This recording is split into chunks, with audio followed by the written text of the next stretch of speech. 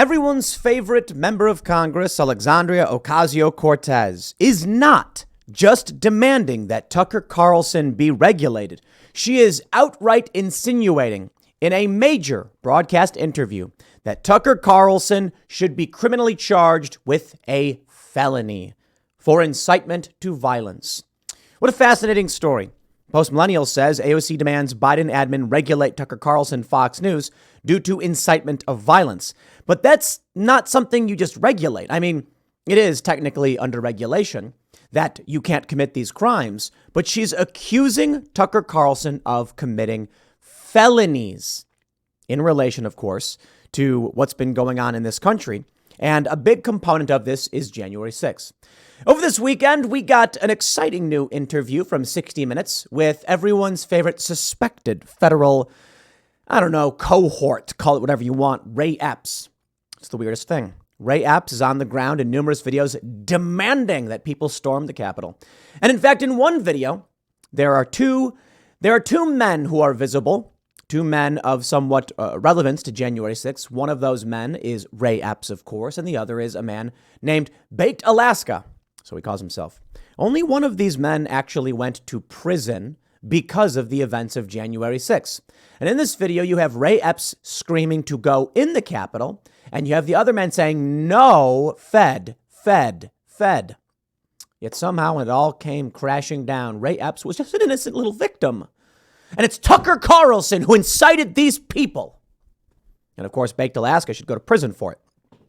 It's an amazing time to be alive. But I think this is good. I really do. I want to show you why they're so mad at Tucker Carlson. Tucker Carlson is a powerful voice who's framing the culture war and the Cold Civil War in such a way that it helps you understand exactly what's going on.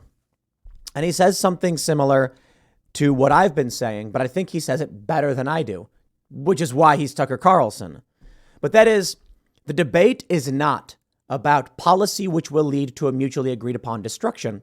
Sterilizing and aborting children is not a policy discussion. It's just, what outcome do you want from that? Which is why people like AOC oppose him. What I see in Ocasio-Cortez, what I see in the quote unquote deep state or the situation with Ray Epps, I think it's actually simple.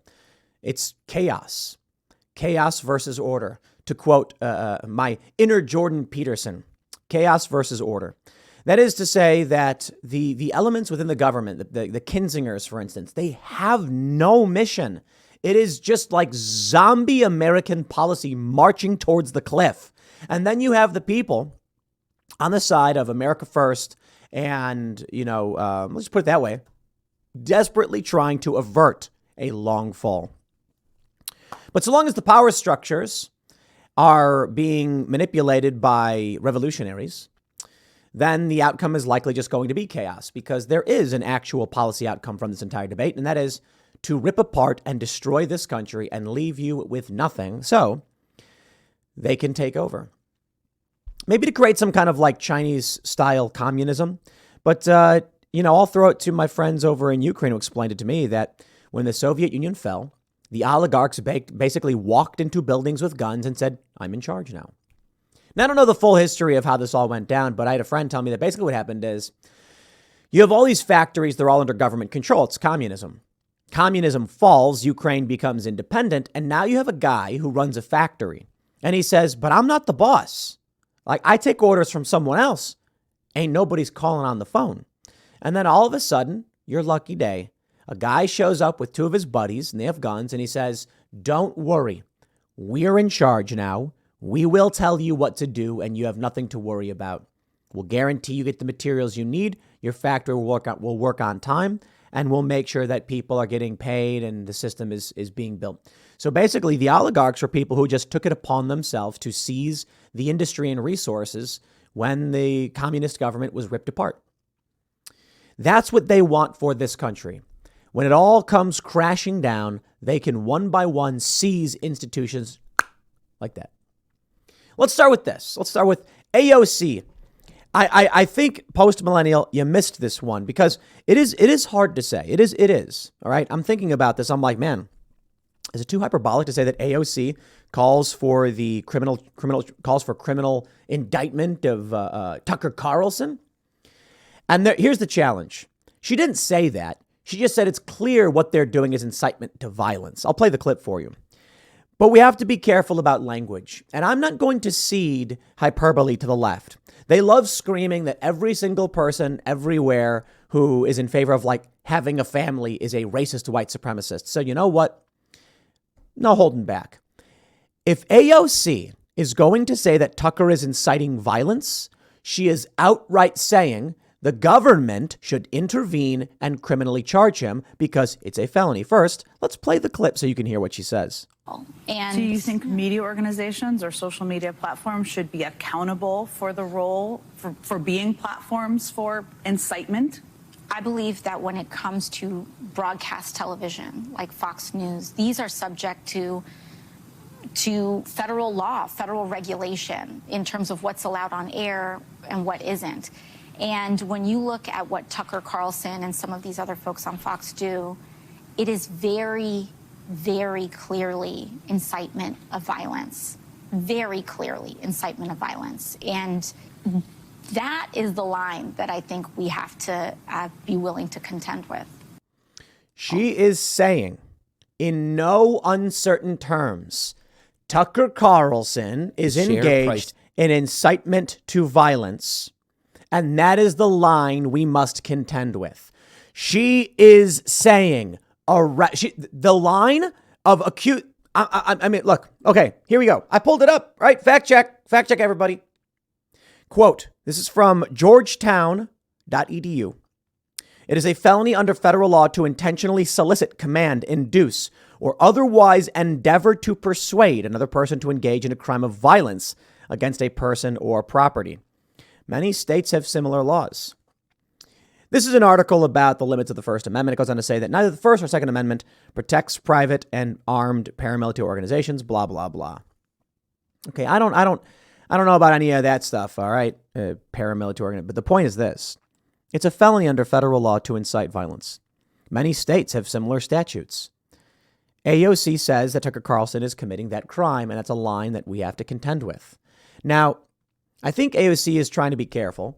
She doesn't want to come out and simply say, we must criminally charge Tucker Carlson, because that would be the smashing headline everywhere. But you realize that's what she said, right? Government regulation needs to come in because Tucker Carlson is inciting people to violence. Okay, well, the regulatory action taken when someone is breaking the law would imply criminal law enforcement. Well, that's where we are. This is where we are. Oh, boy.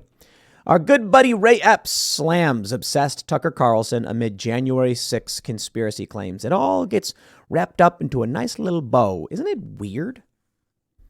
AOC hates Tucker Carlson. Ray Epps, the guy who incited and claims to have orchestrated January 6 reportedly, is also very angry with Tucker Carlson. It's almost like these people share a common goal. This is what we got this past weekend. So let me wrap it all up for you. January 6 protester. Oh, he's a protester now, Daily Mail. Hey, how about that? Ray Epps reveals he's forced to live in RV in hiding after death threats over FBI informant conspiracy. Feds confirm he's never worked for them as he slams right-wing theorists using him as a scapegoat. No, the feds played a fanciful game of what they said. I think they said he was never an employee or what else did they say? Agent. Like, I'm not sure they said informant. I got to pull up the exact quote, but I noticed that their statement were a bit of weasel words. But I love this. This is where it all comes together. MSNBC has on AOC accusing Tucker Carlson of committing crimes, saying the government should intervene in some capacity. Maybe she's not saying to arrest him, fine, whatever, but to intervene. You have 60 Minutes then running full speed to defend Ray Epps, who is clearly on camera inciting all of what January 6 is. And even there are some reports that he posted in private messages that he orchestrated it. Then here we are. Really? I mean, it seems obvious to anybody paying attention to what's going on. These people are corrupt, they're narcissistic, and they're evil.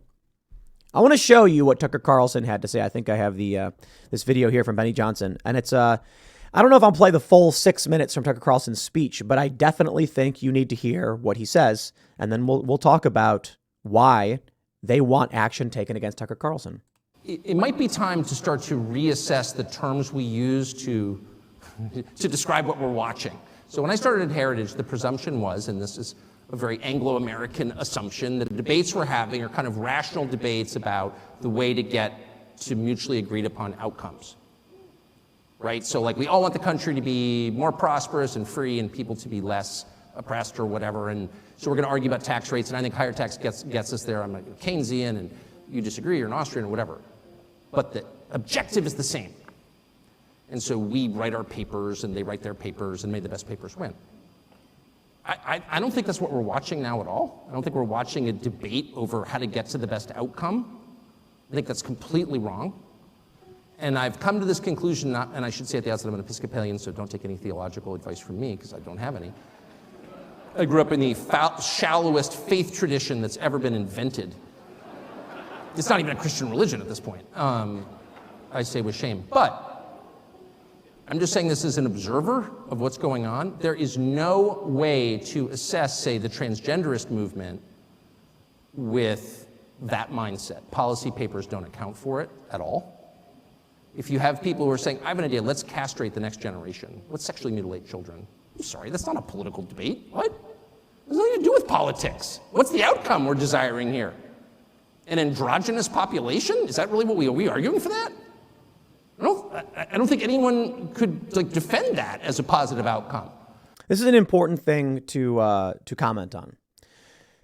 Why is it that I, a traditional liberal, am now mostly sitting with conservatives? Why is it that Ben Shapiro is sitting down with a gay married man, Dave Rubin? And it's because Tucker Carlson's correct. It used to be that we had disagreements on the appropriate position, but we all agreed on the same thing, that we wanted people to have life, liberty, and the pursuit of happiness. And I felt this way maybe even 6 years ago when I was saying on YouTube that I think everybody wants the same thing. We just disagree on how to get there. Well, boy, have I learned my lesson, because that's certainly not the case these days. These people don't want anything. It is chaos, right? As Tucker Carlson points out, sterilizing and castrating children, that leads to no future. There's no outcome there. Man, I flew to Atlantic City this weekend. It was fun. And I got to see these old-timey photos. They were on the wall at the airport of what Atlantic City was like throughout the generations. And it was really crazy to see one photo which had people playing on the beach. I don't know how they took the photo because it was elevated over water, but stilts or something. I don't know. It was very impressive. And the women were wearing suits. No, I know, not bathing suits. But isn't it funny we call them bathing suits? I wonder if that's because literally the men and women were wearing suits.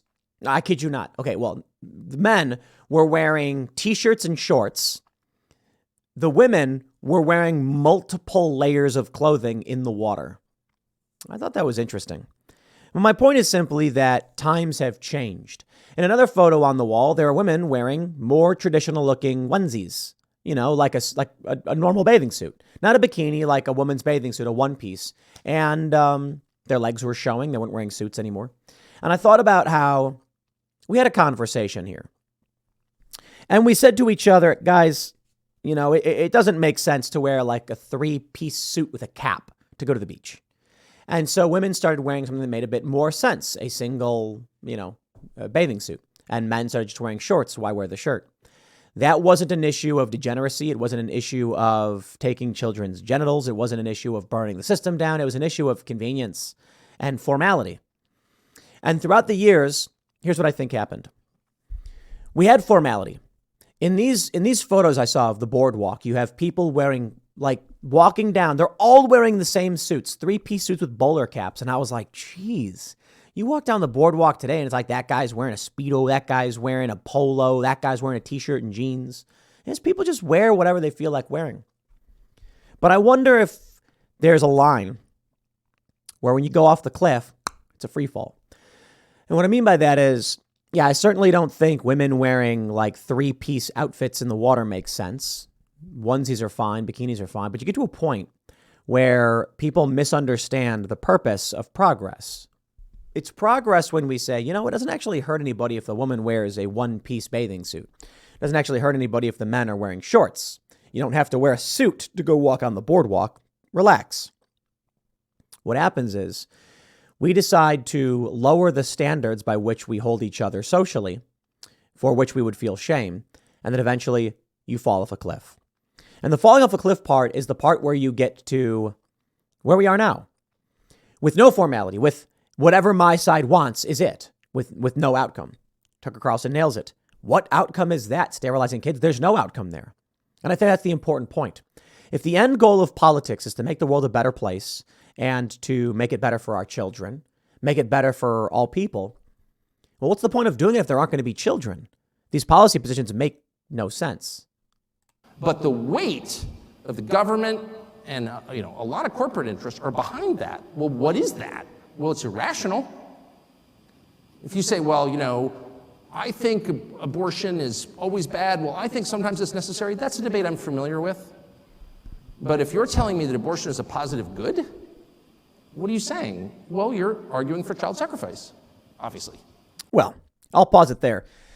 Child sacrifice doesn't persuade me, Tucker Carlson, but I understand his point. I don't think they're talking about child sacrifice, but you could say that they are sacrificing children for their climate change agenda or the overpopulation agenda. I think it's fairly simple here why they don't like Tucker Carlson. Let me break it down for you. They think there's too many people. They want there to be less of them. Now, I don't know if that means they're working together on a plan to make sure there's less of them. I know people like Bill Gates have talked about plans to reduce population growth because he does think we need less people. But I wouldn't be surprised then if there were more extreme elements. Why should we assume that Bill Gates is the most extreme position on Malthusianism? Bill Gates is the public face of overpopulation, saying we need to reduce population growth. But what about the, secret interests? What about the more extreme elements who aren't going to come out on TV and radio or internet or whatever and say that they want less people? They're still going to be working. My point is this. Bill Gates may be wealthy, but he is not the line. There's probably wealthy people who go much further than he does, just like we see on the right or the left. It's not about a teen girl gets pregnant and what do we do about that and victims of rape. I get it. Of course I understand that and I have compassion for everyone involved. But when the Treasury Secretary stands up and says, you know what you can do to help the economy get an abortion? Well, that's like an Aztec principle, actually. There's not a society in history that didn't practice human sacrifice. Not one. I checked. Even the Scandinavians, I'm ashamed to say. It wasn't just the Mesoamericans, it was everybody. Wow. So that's what that is. Well, what's the point of child sacrifice? Well, there's no policy goal entwined with that. No, that's a theological phenomenon. Oh, I disagree. And that's kind of the point I'm making. None of this makes sense in conventional political terms. That he's right about. When people or crowds of people, or the largest crowd of people at all, which is the federal government, the largest human organization in human history, decide that the goal is to destroy things, destruction for its own sake. Hey, let's tear it down. What you're watching is not a political movement, it's evil. Yep. So if you want to assess, and I'll put it in I'll stop with this. I'll put it in non-political, or non-specific theological terms, and just say, if you want to know what's evil and what's good, what are the characteristics of those? And by the way, I think the Athenians would have agreed with this. This is not necessarily just a Christian notion. This is kind of I would say, widely agreed upon understanding of good and evil. What are its products? What do these two conditions produce? Well, good is characterized by order, calmness, tranquility, peace, whatever you want to call it, lack of conflict, cleanliness. Cleanliness is next to godliness. It's true, it is. And evil is characterized by their opposites: violence, hate, disorder, division, disorganization, and filth. So if you are all in on the things that produce the latter basket of outcomes, what you're really advocating for is evil. That's just true. Fact. And I've been saying it, and that's a fact. And I don't care what they think. You know, for the longest time, people in the culture war have been saying, like, well, let's try and argue with AOC. Well, she's evil. Like, I'm sorry. You know, we get Ian on Timcast IRL being like, we should get her on the show. I'm like, I don't think that's going to happen. She's evil. Matt Gaetz, not evil. AOC, evil. I'll tell you why. AOC advocates for destruction. I believe that what is good and what is traditionally believed to be good is that which creates and expands on the universe, negative entropy. And those that contribute to the destruction and dismantling of systems are evil. That's just my view. I think it's an overly simplistic way to say it, but you take a look at how this principle or this view can be applied anywhere. A person who builds a structure, typically considered moderately good, like just not like the greatest person in the world, you're not like a hero or anything, but that's good. You know, you do good work, godly work. Someone who tends to their flock of sheep and sells the wool or the meat or whatever. A good thing. Somebody who runs into a burning building to save a child from dying. The utmost heroism. Somebody who runs in a burning building to put the fire out to stop the building from collapsing or just burning. A hero. But to save a building? Well, yeah. To preserve the organization of free energy in the universe. That's what we think is good. On the left, we see the opposite. The burning down of buildings. The killing of someone like Aaron Danielson. The ripping apart of complex systems into chaos. Entropy versus negative entropy. Now, entropy tends to win. I think the official rule is that the universe will, the actual scientific law as we understand it is the universe tends towards entropy, and that's it, period. Negative entropy can only exist so long as more entropy is created in the process. But I feel like we, as good people, are trying to organize things and improve upon them. And the left, the evil, has become those who seek to disorganize things, and they're proud of it. And that's it.